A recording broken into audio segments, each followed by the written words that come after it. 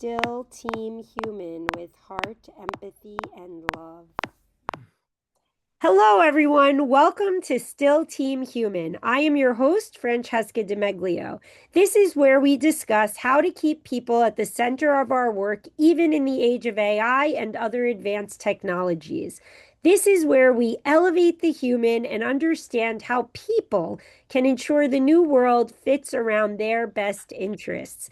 Today, I'm very excited to share that our guest is Roland Woldt, founder, independent advisor, conference speaker, and podcaster on business process management for What's Your Baseline. We are going to talk about how people feel more settled and secure in their organizations when they are organized. We are here to better understand why work feels so much harder than it should and how business process management can help rein in the chaos. Thanks for joining us, Roland. How are you today? Hey, I'm doing well, and thanks for having me. And maybe almost more importantly, thanks for putting my book on your summer reading list, which Oh, I yes. did not expect at all because I wouldn't read it on the beach. But hey, thank I you. know it's not exactly beach reading, and my business Nope. books never are. They never are. And in fact, if you look back, The Economist actually made fun of my summer reading list not that long ago Oh. because of this very fact. However, I do think that the summer was always my time to refresh myself, renew myself, and it really is a great opportunity for people in careers who want to move forward or improve themselves to do just that. We do have a little downtime then. And so I think it should be on your summer reading list, and it won't be the last time you hear about it. You might have noticed today I actually started posting book reviews of the books on that list. I will be getting to yours as well, so Ooh. that will be coming soon. In the meantime, Well, we're going to talk about business process management and the world of work today. And I wanted to ask you, why do you think work is becoming so unnecessarily complicated, especially in this age of technological advancement? is it? Question I mark. Is it it, really it complicated? doesn't You know? have to be, but it feels like that. I feel overwhelmed. Yeah. I don't know about you. I, it depends on what you where you are, you know. I'm in your boat, you know, working on my own, trying to build this little network, try to build offerings and products and whatnot. The list never gets shorter. You know, it's like, okay, these are all the to-dos. But I remember a time in corporate America and in corporate Europe, you know, where there was so much show, you know, where people were just there because they were there, right? And I think there's a that still exists, you know, but what I think what we see Right. today is because all the organizations are super afraid right now or whatever, scared because of AI or whatever the reasons are, the global economy, insecurity, put in whatever reason of choice you want. I think they just don't want to do anything. That do anything new, right? That they want to Right. stick to the proven stuff, you know? And I think there's a huge number of people who just don't buy into this, right? To say, Right. no, that's not for me. I think that's a And I good think point. this is what makes it harder, right? And then on the other side, how much of the work that you actually do in a large corporation is hmm, meaningful? You know what I mean? And how much of that is just, oh yeah, we need to do it because we've always done it that way. And that is, I think, even worse than being afraid of the future. It's so true. And actually, it's funny you brought this up about how maybe it's performative that people Hmm. are doing all this work and feeling overwhelmed. I just wrote a blog yesterday about the potential for a 4-day work week and Hmm. why it's, you know, what I basically put out the arguments against it because in the United States, people are against it, not shockingly. And one of the things that was discovered in all this research that has been done about the 4-day work week is that a lot of it is performative, that Yeah. we're doing unnecessary tasks, having unnecessary meetings. And if we just cut away at all of that, we could have a 4-day work week, get paid the same, and get the same, if not more work done, actually. It's So yeah, there is a good point to that. it's the Um, same with remote work, with the 100%. return to office. I'm definitely a friend of meeting people in person, right? So I'm sitting in my office where actually this is the second room that I sit in, but basically since the beginning of COVID, and I get cabin fever. I had 1 year working for one of the big vendors in our industry, uh, where I think I had like four offsites where I actually Wow, met people. So 4 in a year is nothing compared to pre-COVID, where I hopped in a plane every Monday and came back Thursday or Friday, you know. exactly. And I think we need to find a balance somehow, right? So Mhm. because otherwise, what do you do? Do you get suicidal or whatever in your little office? It's I true, think the it's not good for your isolation. mental health. I Yeah. agree. The isolationism is definitely a problem still. And there is a dignity to work. We talk about this a lot on this podcast since it is still Team Human, and there's all this talk about AI replacing humans. Um, there's a dignity to work. There's also the social aspect, which is what you're Hmm. bringing up, I believe. Besides the fact that it leads to like these moments of brainstorming that are unexpected and great ideas can come of it. It's also something we need as people because we need each other. Yeah. We need to have Yeah. that social interaction and We're social uh, animals. 100%. Yeah. a hundred yes, percent.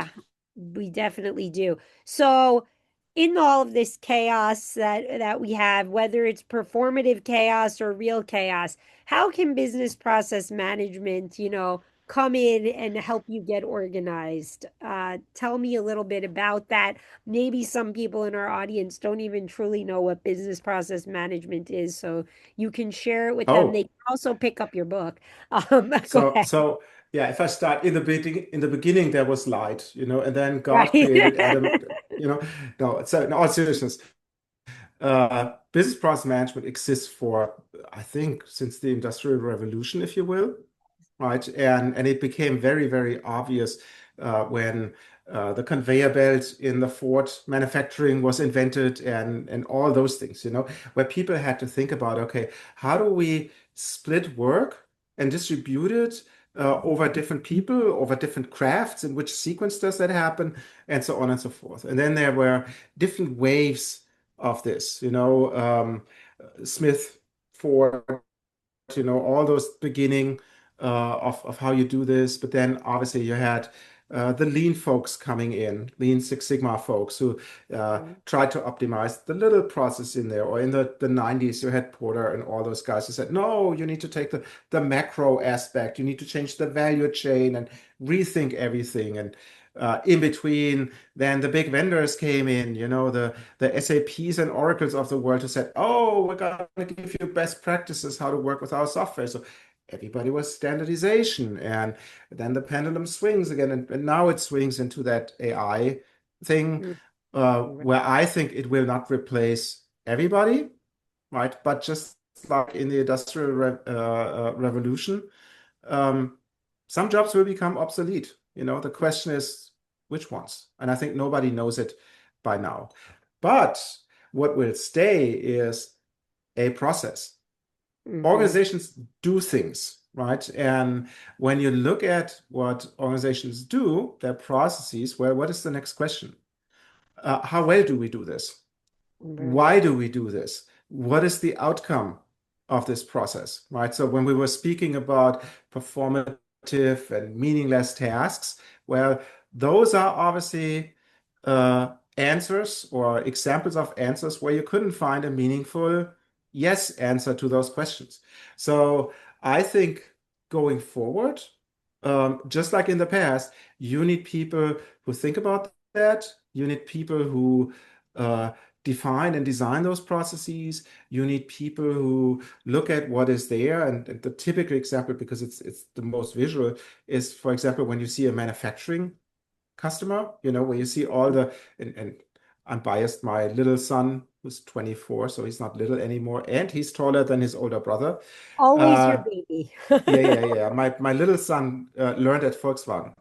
in Wolfsburg in Germany. And when you look at the operations there, how they put together the cars and how they have that just in time delivery of stuff. And what happens if there's a car and the customer ordered leather seats, but now you have a bunch of cloth seats there, right? Mm. Hint, hint, hint, they built them in, and then the car will be driven away at the end of the assembly line, and somebody else is fixing it. And if they can't fix it, which is ridiculous, if they can fix it within a certain time, the whole car will go to the landfill, which is such a Wow, waste. that is, Anyway, oh, anyway, that's so horrifying. well, somebody did the math, what do you pay for it? So, but anyway, Right. so there need to be people who think about these things, right? How do we do work? Why do we do work? How do we do it from a performance perspective? Do we meet our expectations? But it's also when I think a little bit bigger, it's also the question is how is the whole enterprise architected, right? And Mhm. when Right. you hear me saying that, on the flip side, you see most organizations aren't. They're just grown, organically into whatever it is right now, right? Right. And they scramble. And the question is, how do we get this straightened out? And then in between, there's those, obviously it's an industry, there's vendors in there.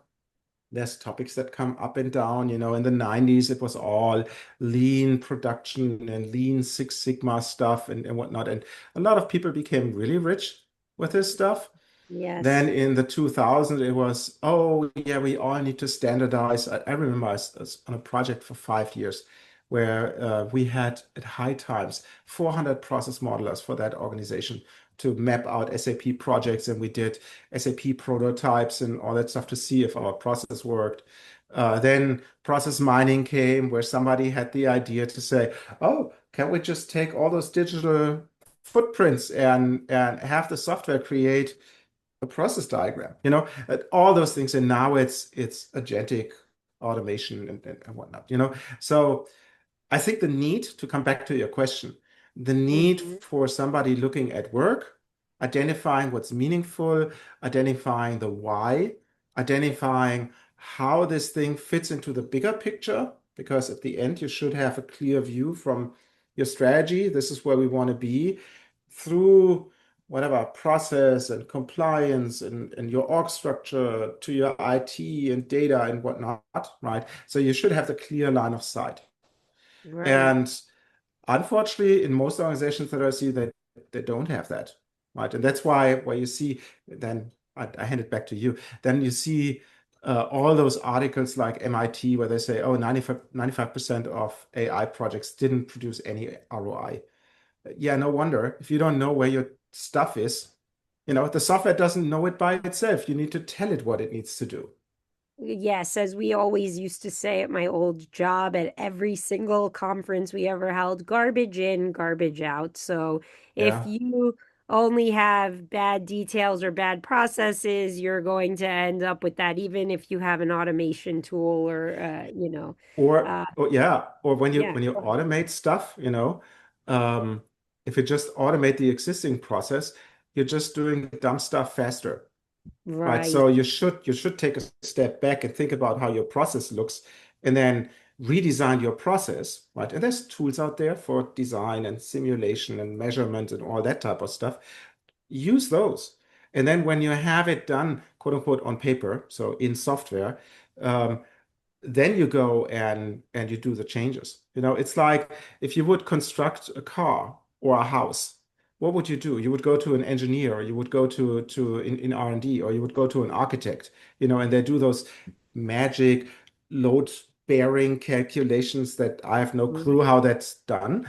But at the end of the day, they make sure that the skyscraper doesn't fall into itself and kills a bunch of people, and you stay out of prison, right?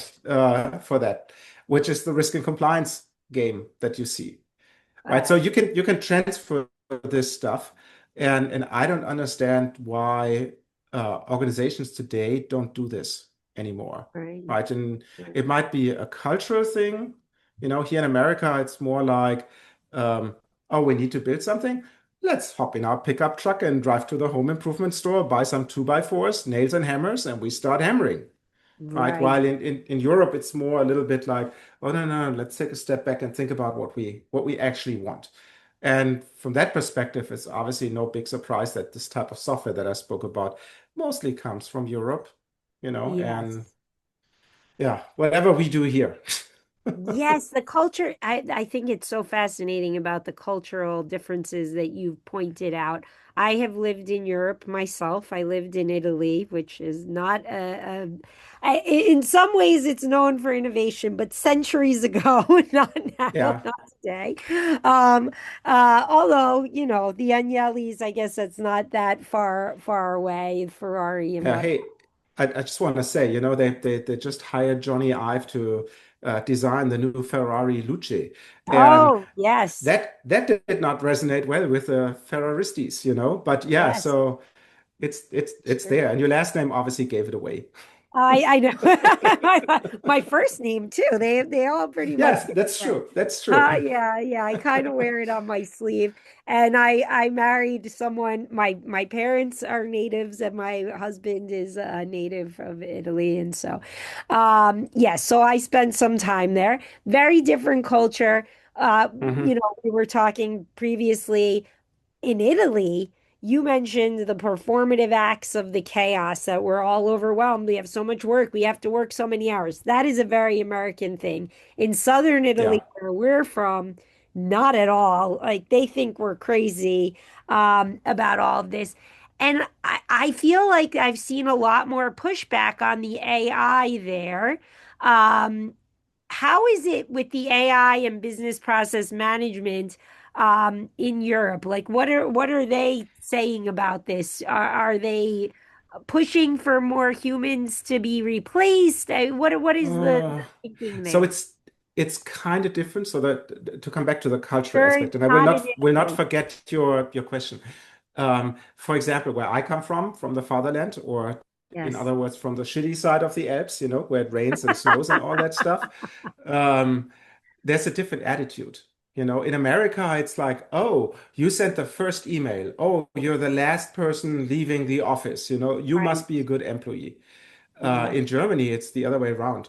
If you can't get your stuff done in 8 hours, something must be wrong with you, right? You're Right. not effective enough. So it's a different cultural aspect. And then they obviously say, oh, 8 hours are done, Feierabend, Google that, and I'm out of here, and they Right. make a big distinction between work and private life, which I think is healthy Oh, on this. me But to come too. back to That's to true. a That's true in Italy as yeah, well. I think it's much healthier. And the expectation, you don't define yourself by your work, which I don't know if that's the same in yeah, Germany. Whereas in no, America, it's that's all you it's are. yeah, America is extreme in that. Yeah. I think in Germany it's on a way there. Mhm. It's like, oh, I'm important, whatever, status and Right. all that type of stuff. But there's definitely a difference to Mediterranean countries, where Yeah. you have, like in And the France, where South. you have the 2 hour lunch break and everything is fine, Yes. and nobody Oh, complains. So all good. yes, in Yeah, fact, but come I lived in Italy and I would start working because I worked American hours while they were doing their siesta. Yeah, it's very, yeah. very Yeah, but to different. come back to your question, right? Yes. How do European countries see AI? And I don't have too much insight, because obviously I live in the US for 20 years now, and Of visit course. occasionally and talk with German friends. Um, I think it's different by country in the EU, and Germany is super behind. Yeah. So Italy they is missed too. the boat.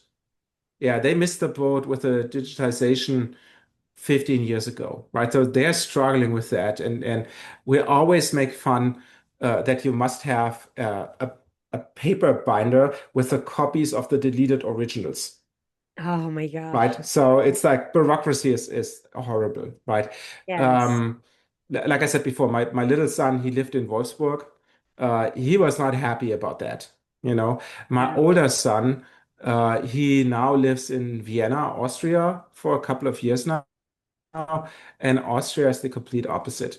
He can do everything on his phone, whatever, register with the city council and all that type of. It's just easier, right? And yes, I understand Austria is a tenth of the population, but still, or I saw a video, I think it was Estonia, where you can become an e-citizen.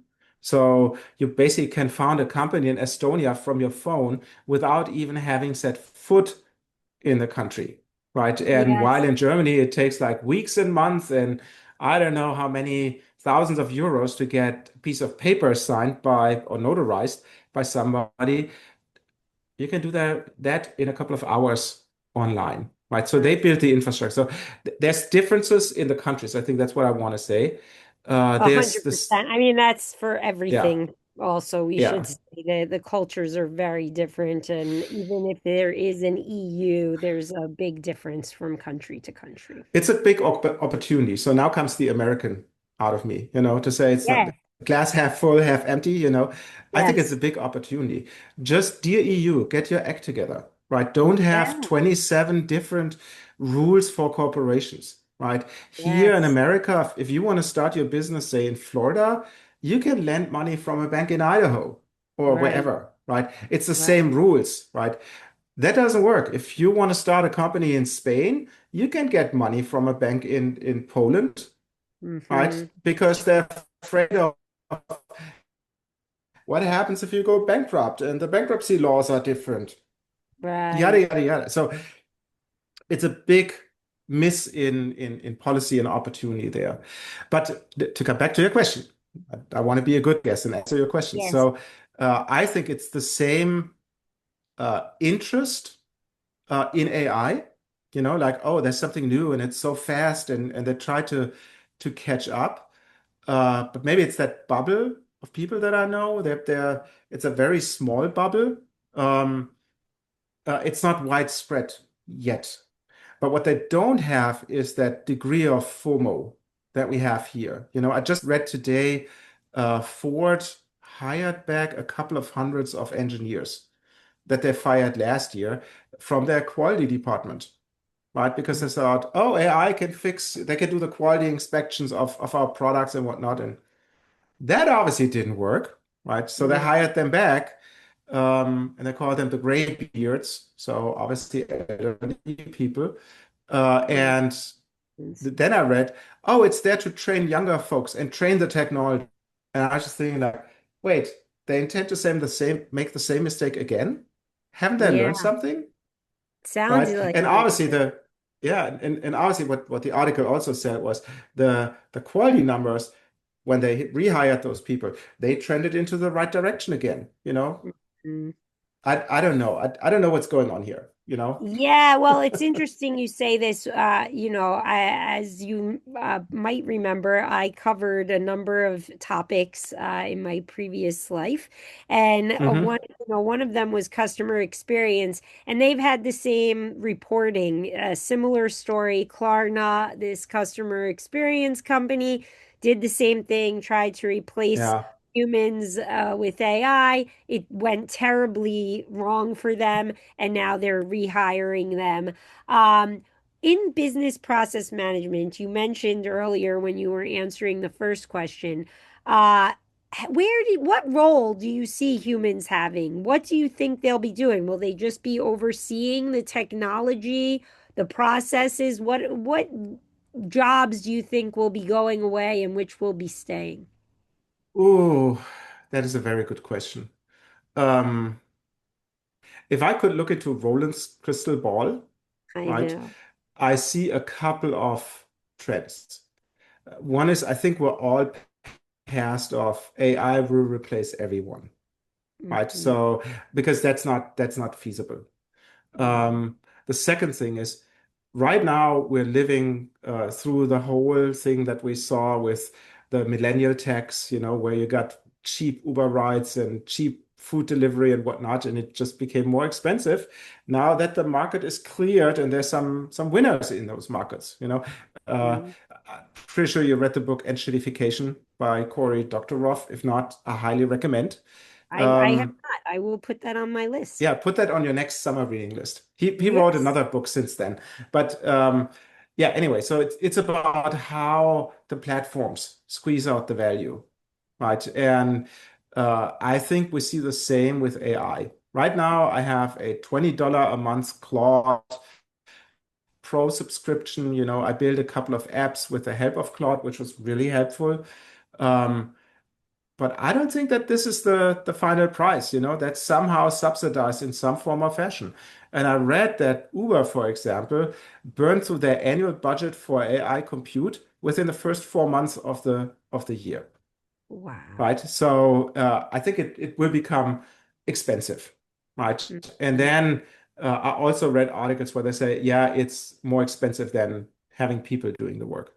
So the question is, to which degree, right? And to come back to the original point is now if you have that problem between yes, it can do things fast, it can automate things and whatnot, the question does not become if necessarily, it becomes where, right? And now you will have to see, is it worth using an AI to generate a PowerPoint from a PDF or create the summary of the summary of the summary that somebody else then expands it into whatever, right? So is that what we why we burn through gallons of water for the damn data centers and electricity bills go up and yeah, I'm just thinking about the Western states, with that drought. Is that what we're doing it for? No, I don't think so. So I think every organization should take a hard look at their processes and then Mhm. see where uh, it stinks and then Mhm. see if AI automation, and at the end of the day, it's just the same damn automation like what you did before with RPA or with low code, no code, or with the process orchestration engines, whatever, all that stuff. It's the same thing, different capabilities slightly. It's obviously more powerful in some Mhm. areas, bad in others. Like if you have a process which the regulators will love, that it's consistently performed, right? Imagine you're a pharmaceutical company. You don't want to have your production line hallucinate and put some chemicals in pills that people eat and die from. No, you want to have the same repeatable process that there's a certain quality, right?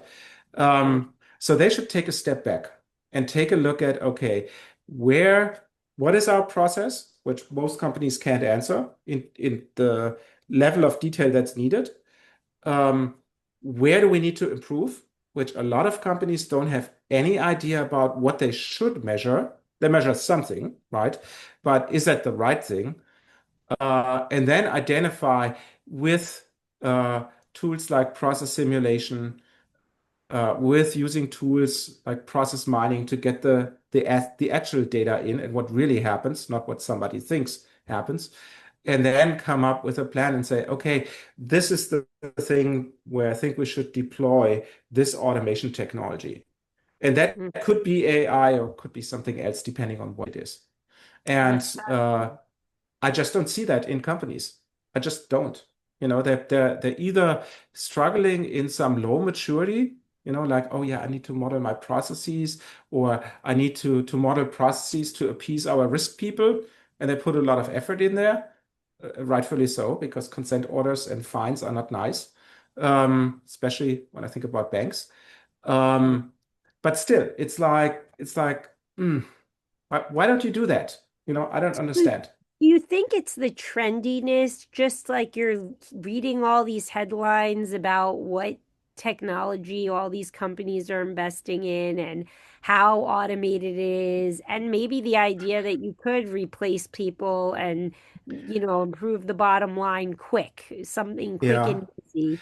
Because I do feel like there's been a trend toward companies really focused on the short term rather than the long term. And that could, and, in those cases, you get very heady about all these different conversations going around. We saw that happen when the metaverse was supposed to be the next big thing, and that never took off. So Yeah, could that or be what's happening? Bitcoin or yeah, yeah, Yes, yeah. Bitcoin Yeah. too, which is a I think scam. it's I think this is a American, uh English, whatever, Canadian, the Anglo space, uh, attitude. You know, they want to have the easy button. Just give me a damn app for this. I want to have it here and I want to have it now on my phone, right? Uh, as we discussed, the cultural differences are still there, right? course. Yes, there are countries that take a different stance and say, no, no, no, let's plan this out. They might do too much of a planning, right, which is also bad, but at least they say, okay, let's think before we do. And I think this is I don't want to say downfall, that's too dramatic. But this is one of the deficiencies that we see here in America, that we're just thinking about the next quarter or the next two because the incentives are not there, right? You know that, you might know that. What is the average uh, tenure of an executive in a company? I'm not sure now. Is it like 3 years? I read 1.5. Oh, That was wow. my time at that one vendor. I was leading the the global uh, consulting organization One for and a that half. for that Wow. software vendor. Right, 1.5 years. How can you even get You can anything go. done? You You know, don't even learn and the job in 1.5 years. Wow. well, we built in our case we built a university. Yeah, that's For our great. customers from scratch that didn't exist before. I'm still effing proud of it. If somebody wants to know it, talk to me, ping me. Yes, and we're going to Um, talk about because I learning and see people, development. organizations still struggle with it. Yeah, yeah, Yeah, yeah. So that's where that idea came from. But yeah. yeah, you do something, but nobody thanks you for that. So Right. loyalty is That's something that my point. our parents and grandparents had, but not anymore. Yeah, Yes, yes, that is rough. Talk to us about L&D and how business process management, because you have a great use case on your website with the products that you sell. And I don't want this to be yeah, promotional because I want you to really show the people the value that you bring to the table. Tell me a little bit about L&D and BPM and where this all came about for yeah. you. So I'm doing this process and architecture stuff since 30 years. Half of them in those small companies like KPMG and Accenture, right? And the other half in two of the major vendors in that space. Um, and I see organizations, our customers, struggle with the implementation of these things, right? They Mhm. show some interest, but they don't know how, right? And what I see is you see a bunch of software that helps you doing all the things that I said before, model, process, simulate, process mine, blah, blah, blah.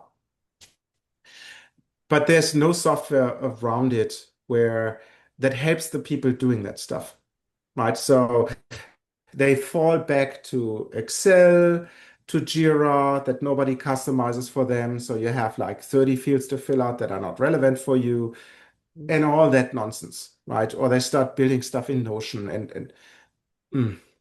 So I was thinking, okay, I hope it will be. There is a market gap for a suite of applications, small, focused, not trying to boil the ocean, that will help with that. And then I was thinking, okay, what is one thing that every program needs to do? And that is train your people, right? Yes. So I was thinking, okay, how do I do that? And from building the university for that one software vendor, I obviously was in that topic. How did we do it there? I had all the conversation with L&D professionals that are hired for this gig, and I played the bad guy. Um, and I thought, okay, I can build this, right? So when you think about it, the learning stuff, it starts with get the ideas. What do I need to teach people? I Hmm. obviously get this from defining my governance, right? To map Right. out my processes and I know who's doing what, and then you can derive what people need to learn and which tool and all that type of stuff. That's the first thing. Then you need to plan it on a relatively high level. You need to go and say, okay, we have 5 courses about how to tie your shoelaces, right? Getting dressed is the learning path. One course is put on your shoes, and you talk about the different shoe wear, footwear, and one course is how to tie your shoelaces, right? Right. So you need to describe it. So what is it? Who is it for? What are the learning objectives? What is the can-do statement? So Francesca Mhm. can tie her shoelaces, afterwards. Success. What is the structure of that course, right? And how does it fit into that learning path, to get dressed? So I built apps for that ideation, that high-level planning, that visualization of the courses and their sequences in a subway map form. And I built a wiki that has that template that I just described, right? And some others. And then I was thinking, okay, Francesca needs to learn how to tie her shoelaces. How do I do this? Right? What is the learning content? Right? Right. So the outline of that class, right? When do you introduce that you have to put your foot into the shoe before you uh, pick up the shoelaces, right? Do you need to do a knot before you make a bow or after, right? And that app helps you to figure out the sequence and what's the best from an educational perspective sequence to train people in how to tie their shoelaces. And then Right. the next step is about, okay, now I know what I want to train. I know the curriculum. I know the courses. I know what's in those courses. Well, now I need to uh, do the execution, right? I need to build these things. Do I create videos? Do I write long documents? Do I have workshops about how to tie your shoelaces? Right? Whatever it is, do I have exercises? Do I need a learning environment? Whatever, right? There are tasks coming with that. And the best way that I think you can do it is doing that in Kanban boards, right? Having a bunch of to-dos and move them from left to right, right? And Mhm. obviously, when you have a curriculum of, say, and I think with the university, we had about 31 courses after the Wow. first year. That was quite an effort doing that. Mhm. And I made the call and I said, okay, we look at each course twice a year, right? So that turns into 62 per year, right? Mhm. Um, and you might get feedback. So I built in one of those app a feedback form. That's Right? great. What was good? What was bad? What are your recommendations? How do you rate it? And once somebody submits it, it goes into an inbox. You can triage it, priorities, and you can say, oh yeah, if it's priority one, which is the fix it now immediately, Francesca is about to cut off her fingers with a pair of scissors because she can't open the knot anymore, right? Danger, danger. Um, or uh, priority four, oh yeah, that's a nice to have. Yeah, you can tie your shoelaces with blue shoelaces as well that don't have to be brown, yay. Put that in the next version of that course, right? So you can go and in that app, you can then also plan the future courses that you're currently not developing, but you don't forget all those things. And in a real life version, it was obviously looking at, okay, we create training for our software, right? And Mhm. people might say this is completely wrong. It works differently. That would be a higher priority. Or, oh yeah, there's a typo. Right. Is that really something? Oh no, you didn't catch that use case for it. Where you then say, you know what, that's good enough. That comes into the next version of that course, right? Yeah. So it helps you managing that workflow. And now you have a suite of tools that help you from ideation through planning, through content, through the actual doing, up to the point where you um, gather the feedback and plan the next things, right? Right. And the only thing that's missing that I intentionally left out is obviously your learning management system, right? How do I Mhm. manage users and how do I manage courses and how do I give certificates and all that stuff? Because you can buy a learning management system or Right. you install Moodle that has it included for free, open source, hooray, Mhm.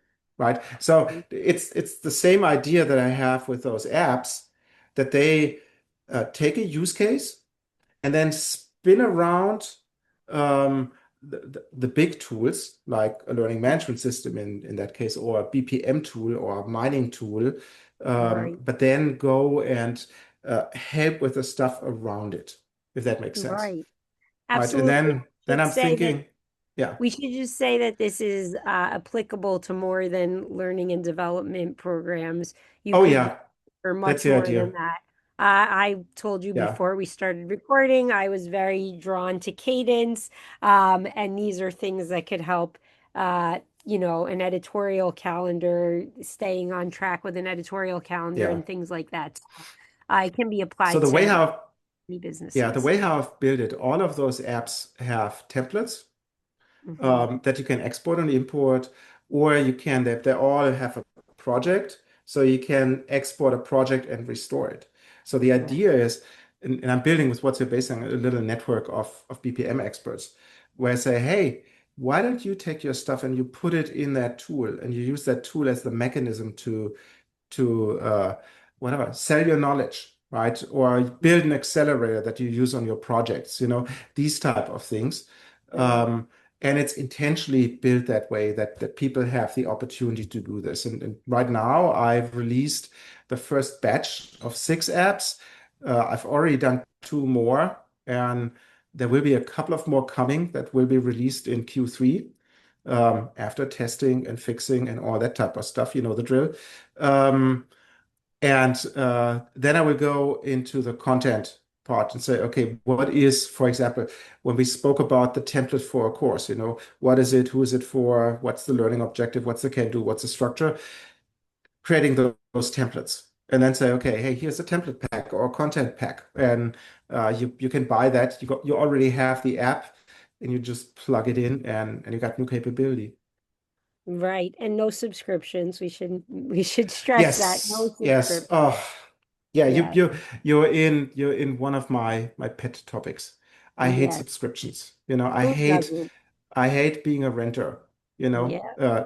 Even though I own a house, but you know what I mean. It's like Yeah. what happens if I don't pay Spotify? What happens if I don't pay Adobe? What Right. happens? Whatever. I can't even open the files that I've created. I hate that. So the idea is everything is local first, Mm-hmm. right? So it's either on your laptop or it's in a server behind your firewall. Hmm. So on your machine, it's not a subscription, right? You buy it, you use it. And I looked at different pricings for the different tools. For example, for the wiki, without being too pitchy here, for the wiki, it was the thinking, okay, that the group that I'm aiming is small teams, 5 to 10 people, right? Who will get tasked with implementing a BPM tool. What do they need? They need a platform to communicate. So they buy the wiki and they pay $99 for it. If they would go with something like Notion, they charge you $10 per user per month.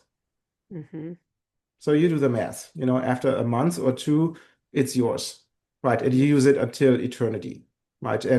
Uh, and I said it on our podcast to JM. I said, hey, if you outgrow our little tools, I applaud you. You did something right. I will be the first who buys you a bouquet of flowers for this because not so many people get to that point, right? Right. So yeah, so that's the idea. Local first, it's yours. It's not a subscription. It runs on all operating systems. Blah blah. Well, we're a little literally out of time. Do you have time for one more question though? Oh sure, yeah. Yeah. So, I didn't want to leave without asking you this. We are on Still Team Human, and we're talking about business process management. And a lot of times, even when I was covering this at the PEX network at IQPC, it would come up that business process management was another way to kind of negate the human at work, that when you're focused on the processes and being more efficient and being more lean, you might be eliminating people. Do you think Hmm. focusing on this human side of work, as we just have in this conversation, and BPM are contradictory to one another? Do you think they complement one another? How do you approach that topic and this little bit of a conundrum that people face? Yeah, we're going back to the cultural thing, Yes. about is your focus to squeeze the last little bit of juice out of the lemon, right? But on the other side, there's also a whole group that uses a concept called subject-oriented BPM, so SBPM, who say, no, processes are there for the humans. Where do Right. I fall into that? I would assume somewhere in the middle.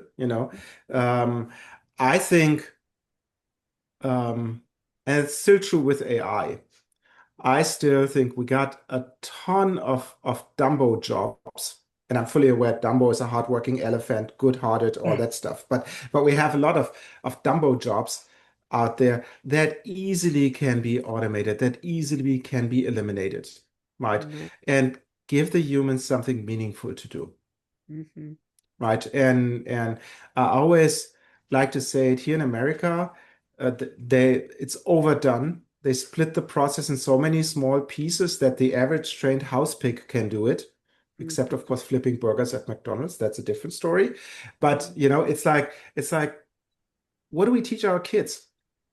You know, is it like, yeah, you're there to be a piece of machinery in that process, or are you there to understand why you do it and how the whole end to end looks like and what your role is in there, and then find meaning from that? And to quote my little son again, and that's the third time in here, I Hmm. asked him, well, what do you think of the degree that you did at Volkswagen? And after that, he said, well, I don't know. You know, it's good obviously having a piece of paper and all those things, but I know one thing for sure. I don't want to end up in the factory, Right. even though they pay well, right? And he says, no, that's not how I intend to spend my life.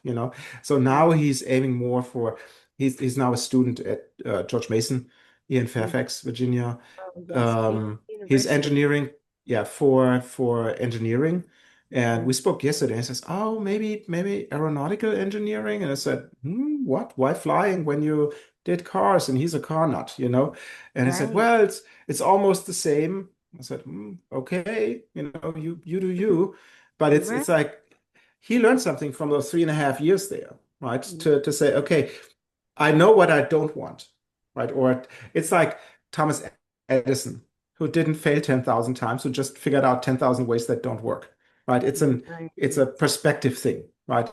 Mm, And he figured something out that he doesn't want to work in a factory, yes. assembling cars or become the supervisor or whatnot, which is great. Go for it. Yes, we all have to find our purpose and our meaning. That's very, very nice. And you actually just made, without meaning to, maybe an argument in favor of universities, which is something that's come up on this podcast as well, since a lot of people are questioning the return on investment. But your education, no Hmm. one can ever take that away from you. Whatever kind of education you have, whether it is in a factory or at the school, no one can take it away from you, and there is great Yeah. value in that. So, And this is also a cultural thing. I'm a big fan of the humanities, yes, me right? too. Here, everybody's looking at, oh, how does that monetize? How much money do I make more if I have a degree in engineering or in math over whatever, music, education, nursing, whatever it is. That is very short-sighted, It right? is. And I think we as humanity should take a step back and say, okay, what is important to us? Because at the end, on our deathbed, I hope, I hope I will not say, I wish I would have done more expense reports. Yes. You Oh know what my I God. mean? I hope Just, so just too. That is not my plan. That is not my mine plan. neither. Mine neither. Right. Yes, But that's exactly what I'm saying. And then maybe we need more historians. Well, we definitely need more historians and people listening to them. definitely. Uh, we need more musicians. We need more whatever humanistic Yeah. people. And that was when you uh, think about the Germans, Kant and Humboldt and all those guys, in the 17th and 1800s, that was their big thing, and we forgot a lot. We've Anyways, right? That's why forgotten a we're lot, but yeah, I'm very pleased to end on that note because I couldn't agree with you more, and I hope nobody watching this wants to be on their deathbed thinking about those expense more reports. expense reports. Yes. all thinking about the love we shared, the memories we made, and the great conversations we've had. And this was a great one, Roland. So thank you so much for doing this. This won't be the last time we share a conversation, I hope. And tell everyone how they can reach you. And I'll be sure to add it to the show notes too. Yeah. So that the easiest way is like everybody on my podcast, by the way, listen to it or watch it. It's called Absolutely What's Your listen to Baseline? it. Um, and it's about BPM and EA and all that stuff. Uh, 99% of our guests say, yeah, just look up my LinkedIn profile, right? Yeah. So go look up my LinkedIn profile, reach out, don't be shy, right? Connect, let's have a chat. I love these things, right? Otherwise, it's my email, it's Roland at whatsyourbaseline.com, right? Take a look at our website, which currently is a hot mess. So I need to I had my fight with WordPress the last couple of Uh, weeks. You know, it's yeah. my I've done nemesis. that. Um, but anyways, it's a work in progress. But take a look there, right? Yeah. But I think the easiest way is to reach out via LinkedIn because everybody's there, and I'm looking forward to having all the conversations with whoever listened to this piece of the Yeah. podcast at the very last end. Yes. Well, I will add it to the comments and the YouTube video as well so that people can find you. I'll add the website as well. Thank you so much. And audience, make sure that you make those memories so you're not thinking about expense reports at the end of your life. And on that note, we'll see you next time.